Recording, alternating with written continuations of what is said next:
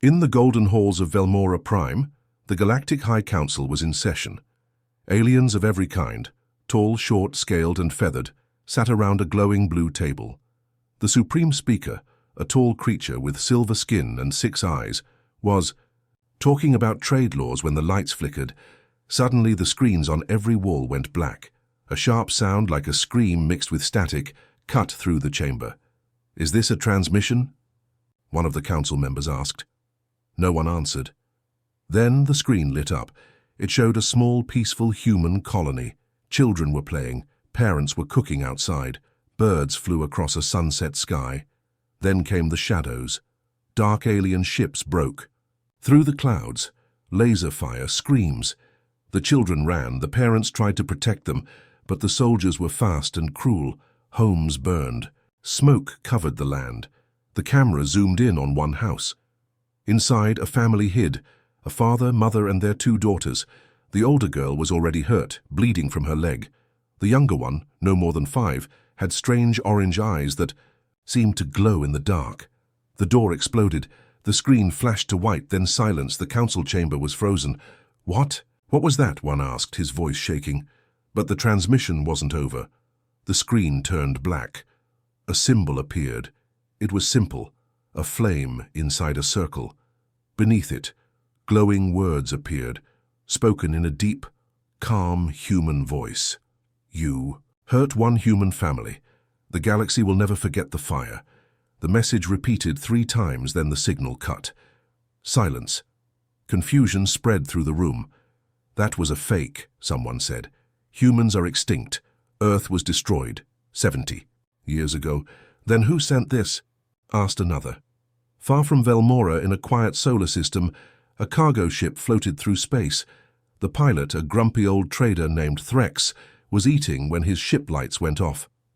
"What now?" he grunted. He tried to restart the system. Nothing. The emergency lights flickered on. His screen blinked. Unidentified signal detected.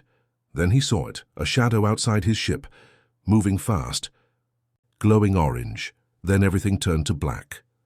Back at the Galactic Council, systems across the galaxy started reporting the same thing. Power cuts, blackouts, missing ships. The panic began. Admiral Zorn, a war leader from the steel-covered planet. Veltec stood up. "This is an attack. We must prepare for war." "But with who?" shouted another. "Earth is gone. Humans are gone." "No," whispered an old historian. His voice was weak but firm. "Some humans escaped the fall. The Emberborn, I thought they were just a myth, a secret project. Now they return." "Emberborn," the council repeated. The word was new to many. The historian nodded. "Children who were saved, changed, hidden in the dark, made into something else, something that remembers everything you did to them." On a small moon, deep underground, a girl opened her eyes. Orange, burning, alive. She sat in a metal chair, tubes pulling away from her arms. Her body was young, but her mind held years of pain. She stood. In front of her was a mirror. She looked at her reflection, then at the screen. Beside it, it showed the transmission she had sent. She pressed a button. "Begin Phase 2. The Galactic Council scrambled. Security forces searched every signal path, every known human base, every spaceport. But no one could trace the source. Ships sent to investigate the blackout zones didn't return. In space, rumors spread like fire. Some said Earth was never destroyed, just hiding. Others said the girl in the video had powers beyond understanding. One pirate crew claimed they saw a human ship shaped like a bird of fire melt a whole battle cruiser without firing a single shot. The council met again. "We need to find this girl," Admiral Zorn said, "before she finds us." But she already had. On the edge of Velmora's orbit, cloaked in shadow, a small black ship waited. Inside, the girl sat, eyes glowing like twin suns. She whispered, "They forgot my name. But I remember theirs." The fire had started. In a quiet corner of the galaxy, near a red dwarf star, a small research ship floated in silence. It belonged to the Tharnax Union, an empire of scientists and explorers. They had picked up the strange transmission from Velmora, and now they were searching for answers. The crew was made of only 5 members, including lead researcher Kyle. He was young, curious, and never believed in the old stories about Earth or humans with powers. But that changed today. "Captain," one of the technicians called out, eyes wide. "We've found something." "What is it?" Kyle asked, walking over. "A wreck, floating in the asteroid field. It's not one of ours. The ship was old, black, and covered in fire damage. It had no signal, no energy, no sign of life. But as they got closer, they saw the mark, a flame inside a circle, just like the one in the Velmora broadcast. Kyle's hands shook. "Bring it aboard." Inside the wreck, everything was burned, melted, and broken, but in one room a small black box was still glowing. Kyle opened it carefully. A hollow recording played. It showed a young girl, her face part covered in a silver musk. Her eyes were orange and bright like fire. She was training, fighting machines, lifting weights, walking through fire unharmed. Then a voice spoke. "Project Emberborn. Subject 7. Ashra, age 5, status active." Kyle dropped the box. "They were real," he whispered. "They turned her into a weapon." Back on Velmora, panic was growing. The Emberborn name had reached every planet. Trade stopped. Travel slowed. Leaders were scared. One pirate group sent a message to the council. "We found a human ship. We tried to board it. We didn't make it inside. The ship burned like a sun. My crew, they melted in seconds." Velmora's military forces launched a full investigation. They hired one of the most feared bounty hunters in the galaxy, Drox the Silent. Half machine, half beast, Drox had captured killers, warlords, and even monsters. "Find her," the council told him. "Find the girl. Kill her." Drox didn't speak. He only nodded and left. Drox traced the signal to a dead system, once known as Nova 13. It had no planets left, only rocks and ruins. But as he scanned, he found something strange, a heat signature. He landed on an old asteroid base. The metal halls were silent and dark, covered in dust. But signs of life were there, new footprints, recent air. Then he saw it, a wall covered in photos of human families smiling before war, of destroyed cities, of Earth burning. A screen played the same message.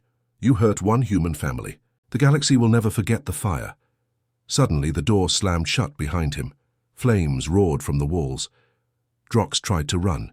He activated every shield he had, but the fire wasn't normal. It bent around corners. It followed him. It wasn't just hot. It was alive, and in the fire she walked, Ashra.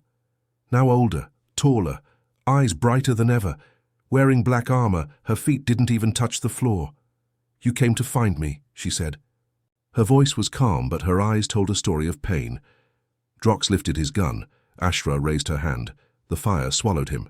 Back on Velmora, they waited for Drox's report. Nothing came. Another hunter. Gone. Admiral Zorn slammed his fist on the table. "This is war. She's hunting us one by one." But the historian shook his head. "No, she's not hunting. She's remembering. She's choosing." Choosing what? Justice. In a deep cave on a moon long forgotten, Ashra stood alone. She lit a candle beside a small stone. The stone had names carved on it. Her mother, her father, her sister. Next to it were hundreds of stones, each with names of other human families who died in the wars. She whispered, "You burned us, but ashes don't die. They wait. They rise." Behind her, the fire moved like a living creature. It formed wings, a shape. Her ship's AI spoke, "Phase 2 complete. All systems ready. Target list uploaded." Ashra looked up at the stars. One by one, the names of alien leaders flashed on her screen. Every one connected to the attack on her colony. She smiled. "Now they remember me, but soon they will remember all of us." The name Emberborn was now spoken in fear across the galaxy. News spread fast, faster than light. In bars, space stations, even pirate ships, people whispered, "A girl with fire in her eyes. She walks in flames. She burns whole. Ships without a weapon." But no one knew the truth. Not yet. On a cold planet made of crystal, a Velmoran scientist named Dr. Ralvan was working late in his lab. He had once studied human DNA, back when humans were still part of the galaxy. Now they were thought to be gone. But after the attack on bounty hunter Drox, the High Council sent him secret files from the old wars. Files marked Emberborn Project. Earth classified. He opened the folder. Inside were records from a hidden lab on Mars. The humans had tried to survive after Earth was destroyed. Some ran, some hid, but a few chose something else. They chose to evolve. Ralvan read the first page aloud. Emberborn, genetically enhanced survivors of the Earthfall, created from orphaned children, trained in heat resistance, psychic focus, and fire control, built not to fight a war but to remember it. His hands trembled. He scrolled further. Subject 7. Ashra, 5 years old at capture, quiet, intelligent, showed signs of trauma after colony attack. But something changed. She began drawing fire, dreaming in flames, waking with glowing skin. They didn't just train. They built her. Flashback, 68 years ago. In a red-lit lab under the Martian surface, a small girl sat alone in a glass room. She had burns on her arms. She didn't cry. She only stared. Scientists watched her from behind the glass. They injected her with nanofire, a special substance created from solar particles and deep-sea minerals. It bonded with her blood. She should have died. She didn't.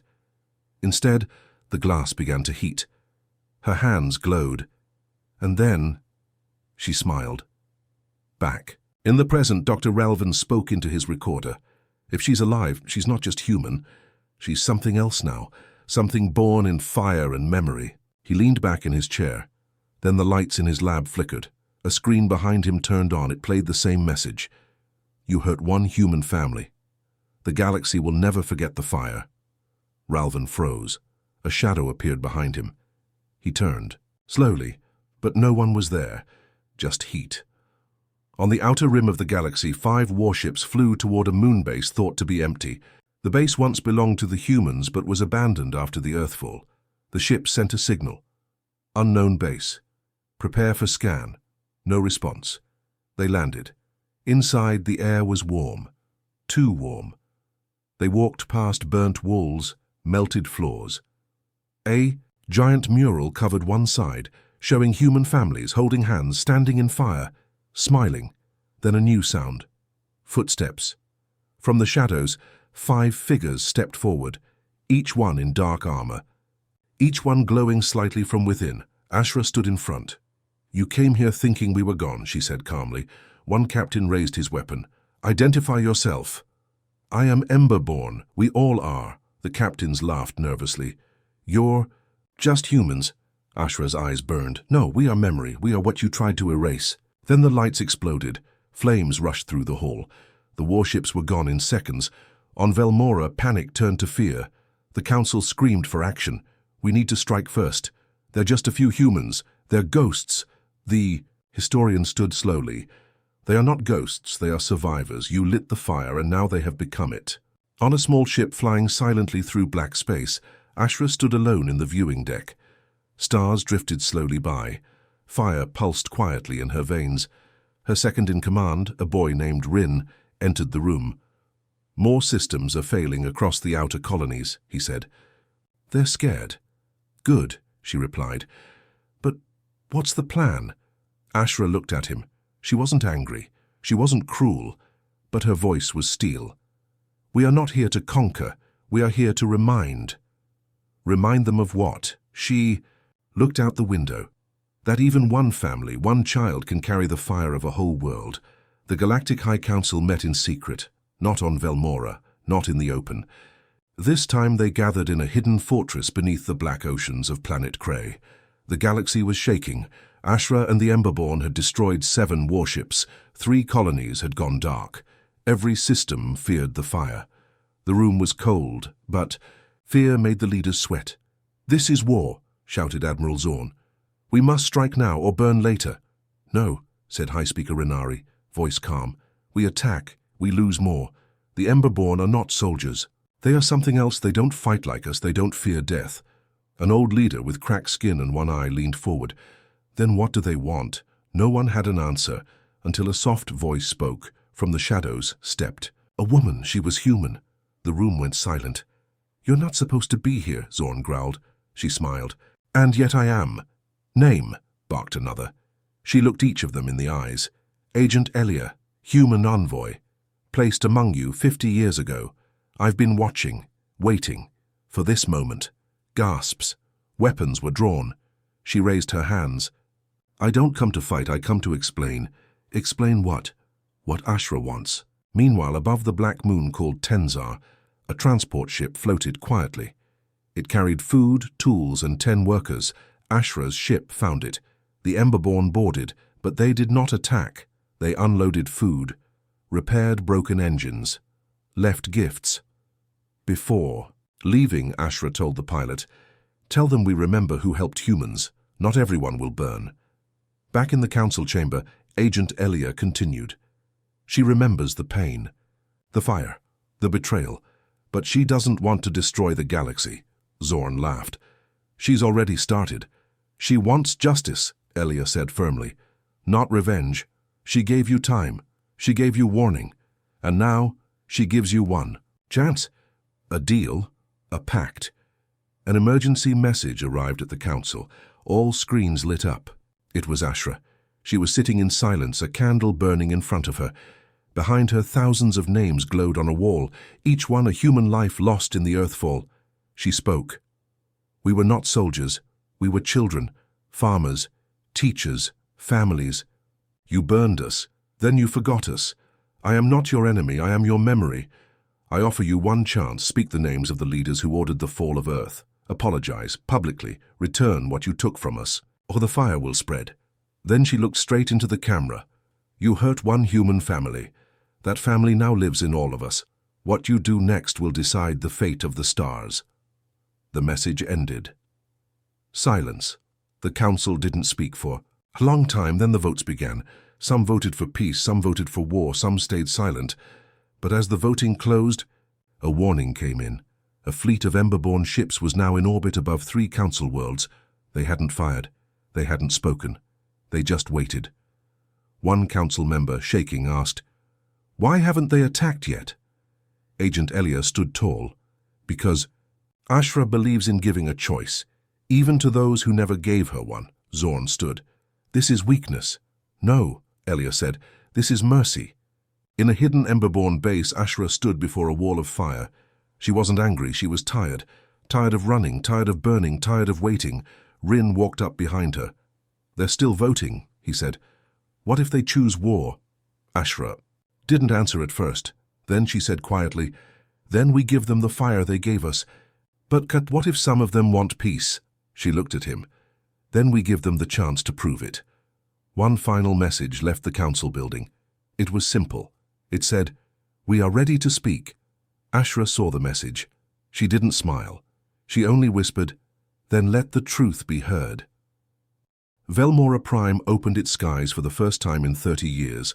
The Galactic Council prepared a live broadcast, watched by billions. Every species, every system, every corner of the galaxy tuned in. This was the moment Ashra had asked. For the moment, the galaxy would either face the truth or burn from its denial. The council stood on a black marble platform, tall pillars behind them, the stars above. And then she arrived. Ashra did not come in fire, she came alone. No ships, no army, just silence. She wore a simple black cloak. Her boots made no sound. Her orange eyes glowed gently, like coals in the dark. As she walked forward, even the wind paused. "Speaker." Renari stepped up. "We accept your request, Ashra of Emberborn. The galaxy is listening." Ashra's voice was calm but cold. "I don't need speeches, I need truth. Speak the names, speak what you did." A long silence followed. Then an old member of the council stepped forward, eyes low, voice shaking. "I was there when Earth was marked as expendable." People gasped. "I signed the order. I said Earth was too chaotic, too human. I was wrong." He paused. "I watched the skies turn red. I saw human colonies burn, and I did nothing." Voice broke. I am sorry. Another leader stepped forward, then another, and another. Each told their part. Some cried, some couldn't speak, but one by one, they confessed. The galaxy watched in silence. Some wept, some were shocked, some were angry, but all were changed. After the last confession, Ashra stepped forward. You cannot bring back the dead. She placed a black box on the ground. Inside it, ashes. She lit a small flame over them. This is not a threat. This is a reminder of who we were and what we lost. The council stepped back as the fire rose, but it didn't spread. It formed. A shape, a circle, a flame inside it, the same mark shown on every destroyed colony. This is the symbol of memory, Ashra said. You called us fire, but fire can warm, fire can rebuild.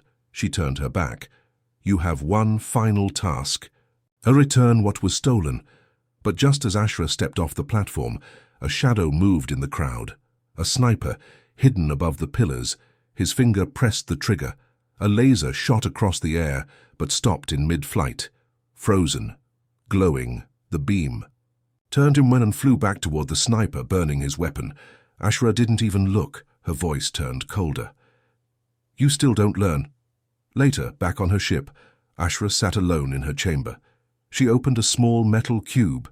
Inside was an old photo burnt at the edges, a man and a woman smiling and a baby in their arms. Ashra touched the image.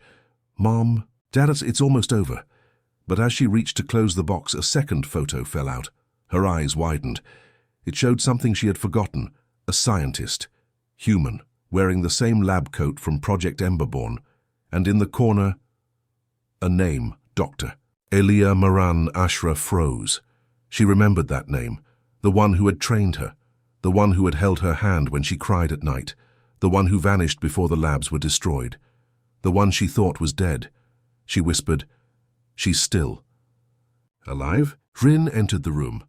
Ashra, we found something, a hidden signal, coming from the outer colonies, human in origin. She looked up, her eyes burning again. Track it. In the darkness of space, far beyond the known systems, a figure watched. The council broadcast. She wore a silver mask. She touched the screen gently when Ashra appeared. My little Ember, she whispered. They think they understand you, but they've only seen the fire. She smiled, not the storm that comes after.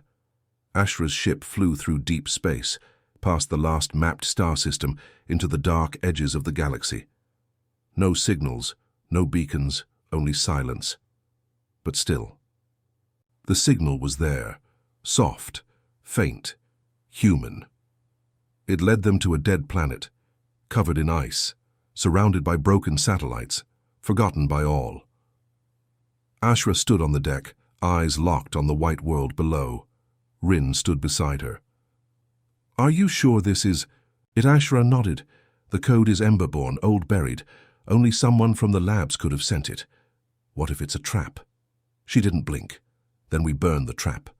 They landed on the surface. Wind screamed across the frozen ground. No cities, no lights, but under the ice their scanners found something. A door, buried 50 meters deep. They melted through, step by step, into the dark belly of the planet, and then they found it. A lab. Old, rusted, cold, but still alive. Lights flickered, weakly. Machines hummed, screens blinked with dying energy. Ashra stepped in slowly. Her boots echoed on metal floors. Every wall, every hallway, whispered memories. She had been here before. A voice crackled over the intercom. Ashra. You found me. She froze. It was her voice, but older, worn, weary. If you're hearing this, I don't know if I'm alive anymore, but I knew one day you'd return. Rin looked confused. That's you? Ashra nodded. It's a recording, from years ago, from when I escaped. The message continued. They trained us to burn, but they didn't train us to remember. I tried to leave signs. I left the ashes, the code, the mark. Ashra walked deeper into the lab. Room after room showed images of her, young, crying, surrounded by flames. But then they entered the final. Chamber inside was a cryopod, still glowing, still sealed. Inside's a woman, alive. Breathing. Ashra's hands shook. The name on the pod read, Dr. Elia Maran Rin stared. That's her, isn't it? The scientist from your photo? Ashra stepped forward, eyes wide. She pressed a hand against the glass. Dr. Maran looked older, worn down, but peaceful. Memories came flooding back, her voice in the lab, her stories at night. Her soft hand wiping Ashra's tears. She wasn't like the others. She had protected the children, until the day the lab burned, until the day Ashra was taken and trained for war. Rin asked, "Do we wake her?" Ashra didn't speak. She opened the pod. Steam rushed out, the room warmed. The woman inside gasped, eyes flying open. It took her a moment to focus. Then she saw Ashra and smiled. "My Ember," Ashra whispered. "You're alive." Dr. Maran sat up slowly. "Barely. I hid here when they destroyed the program. I sent the signal, hoping you'd come." "Why?" Ashra's voice cracked. "Why didn't you stop them?" "I tried, but I was one voice in a storm. They turned my work into a weapon." Ashra stepped back, fire flickering on her skin. "You let them change me." "I saved you," Dr. Maran said. "They were going to erase you, all of you. I kept your memory alive. I coded the message. I built the failsafe." "What failsafe?" Dr. Maran looked serious now. "The Emberborn were not just made to survive. You were made to awaken something greater." She pointed to a nearby wall. Ashra walked over. Behind a glass panel, another pod. But this one was different. Inside was a child, just like her once, burning, glowing, sleeping. Ashra whispered, "Who is that?" Dr. Maran's voice shook. "The last Emberborn, never activated. You were the flame, but she is the storm." Ashra's heart pounded. Rin looked scared. "What do we do now?" Ashra didn't answer. She just stared at the girl. She saw herself. But younger, wilder, stronger, and something else. Unstable. In the distance, alarms suddenly rang. Ships entering orbit, unknown. Armed, Dr. Maran's face turned pale. "They've come for the lab." Rin shouted, "Enemies!" Ashra closed her eyes. No, the Council. Outside in orbit, dozens of ships prepared to land. The Council had made their choice. Peace was not enough. And in the shadows, another message was sent to a hidden fleet. Target, Emberborn, terminate before the storm awakens. The lab shook. Dust fell from the ceilings. Lights blinked red. Above the planet, Council warships filled the sky. Weapons charged, troops prepared to drop. They had one mission: end the Emberborn. Ashra stood between two futures. Behind her, the sleeping child inside the strange pod, glowing softly like a star about to wake. Beside her, Dr. Elia Maran, weak, trembling but alive. Rin checked the lab scanners. "They're sending a strike team. 30 soldiers, heavy guns. ETA 5 minutes. Ashra's voice was calm. They came too soon. Elia placed a hand on the glass of the child's pod. "If they touch her, if they wake her without care, she won't stop. She's not like you." "What is she?" Rin asked. Ashra whispered, "She's fire without memory." Dr. Maran nodded. "A weapon with no past, no pain, only destruction." Outside, Council soldiers landed on the ice. Black armor, red visors, cold orders. "Target is below. Recover tech. Kill all threats." Inside the lab, Ashra faced a choice: fight alone or awaken the storm. She looked at Dr. Maran. "Can she be controlled?" The doctor shook her head. "Only one person can reach her." Ashra understood. Herself. She placed her hand on the pod. The room dimmed. The fire inside the glass pulsed brighter. A voice entered her mind, soft, childlike, angry. "Who am I?" Ashra closed her eyes, replied with her thoughts. "You are not a weapon. You are a child, like I was. Are they coming to hurt me?" "Yes." "Then let me burn them." Ashra's hand trembled. "No, not yet. You wait. With me." The fire calmed, for now. Soldiers breached the lab doors. Smoke and sparks filled the hall. Ashra walked into the corridor, cloak dragging, eyes glowing. The first soldier raised his weapon. "Stand down," he shouted. Ashra said nothing. She raised her hand, and the walls turned to fire. The battle was not fair. Ashra moved like a shadow wrapped in flame. She melted guns with a glance. She twisted metal into cages. She didn't kill. She warned, but they didn't listen. One by one, they fell back. Behind her, the child's pod began to glow brighter. The pressure in the room shifted. Glass cracked. Ilya shouted, "She's waking on her own!" Ashra rushed back. Too soon, Rin backed away as heat flooded the chamber. The child's eyes opened. They were white-hot. No pupils, no soul, just pure fire. She floated up from the pod. Her voice echoed in the room. "Where is the pain?" Ashra stepped forward. "I took it. You don't need it." The girl stared at her. "You're like me." Ashra nodded. "I was first. You might be last. But not if we stand together." Above them, the council ships prepared to launch orbital strikes. "Fire on the lab," ordered a commander. "End the Emberborn now." Ashra sensed it.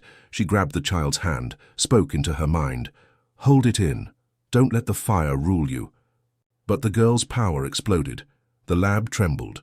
The ground cracked and a pillar of white fire burst through the ice, blasting into the sky like a volcano. The council ships spun off course. Some burned, some fell. The storm had started. Later, from orbit, a camera drone caught a final image. Two figures standing in the fire, one tall, one small, and behind them the symbol of the Emberborn, a circle with a flame inside it carved into the ice, broadcasts across the galaxy cut to static. Then a final message appeared. "You created the fire. Now watch what it becomes." The galaxy was burning. Across 5 systems, firestorms raged. Ships shut down mid-flight. Weapons failed. The old powers of the Galactic Council trembled, and at the center of it all stood 2 figures, Ashra, the first Emberborn, and the child, Ina, the last. She was no longer silent. Her voice echoed through comms and dreams. "You erased our names, now remember our fire." On Velmora Prime, panic ruled the council halls. Leaders argued, shouted, begged. "We must send peace envoys." "No, fire doesn't." "Reason." "Then we fall, like Earth did." One message cut through all others. Ashra's voice. Calm. Final. "You feared what you created, but we never asked to be made or abandoned." In deep space, Ashra and Ina sat on the hull of their ship, watching the stars. Ina glowed softly, but her flames flickered with uncertainty. "They call us monsters," she said. Ashra didn't answer at first. Then she said, "They called humans dangerous, but they forget. We only fought when we had no other choice." Ina looked up. "Do we burn everything now?" Ashra closed her eyes. She saw faces. Her parents, Dr. Maran Rin, even the soldiers she'd spared. She whispered, "We give them one last chance. One final light." They returned to the council homeworld. This time no army stood against them, only silence. The skies parted. Ashra descended, Ina beside her. The world watched in fear. The leaders stepped forward, their heads low. Speaker Renari said, "We were wrong. You were never the enemy, only the mirror." Ashra said, "Then look into it, see the fire, and decide, will it warm you or consume you?" Ina raised her hand. A flame appeared in her palm. It rose higher, changing shape. It became a tree of light, burning but alive. Ashra spoke, "This is the fire of memory. It burns only lies." She threw it into the sky, and it spread, not as a weapon, but as a signal. Across planets, moons, stations. It showed the truth. Every human colony destroyed, every Emberborn erased, every betrayal, every sacrifice. The galaxy wept. For the first time, not in fear, but in shame. Then Ashra turned to Ina. "It's your choice now." The child blinked. "What if I make the wrong one?" Ashra smiled. "Then I'll stand beside you. Always." Ina took a deep breath and lowered her flames. The firestorm stopped. Skies cleared. Ships powered down. The silence was not fear now. It was peace. Later, as the council rewrote its laws, one rule was placed above all. No being shall be made to forget who they are. Ashra and Ina vanished into the stars. Some say they guard the last human outposts. Some say they're building a new world, where no one is called weapon or monster. No one knows for sure, but one message remains carved into the heart of Velmora. They hurt one human family, and the galaxy will never forget the fire.